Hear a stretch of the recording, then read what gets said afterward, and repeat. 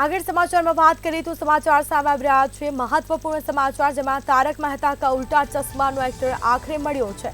સોઢી એટલે કે ગુરુચરણ સિંહ 25 દિવસ બાદ મળ્યો। સોઢીના પિતાએ ગુમ થયાની ફરિયાદ નોંધાવી હતી। સોઢીએ કહ્યું કે ધાર્મિક યાત્રા પર નીકળી ગયો હતો। સોઢી 22 એપ્રિલથી લાપતા હતો, તો આખરે તે મળ્યો છે। સોઢી એટલે કે ગુરુચરણ સિંહ 25 દિવસ બાદ મળ્યો।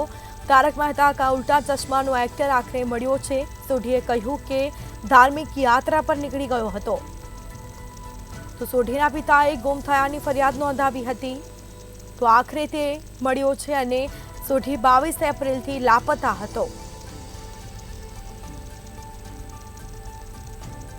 તો તારક મહેતા કા ઉલ્ટા ચશ્માનો એક્ટર આખરે મળ્યો। સોઢી એટલે કે ગુરુચરણ સિંહ 25 દિવસ બાદ મળી આવ્યો છે।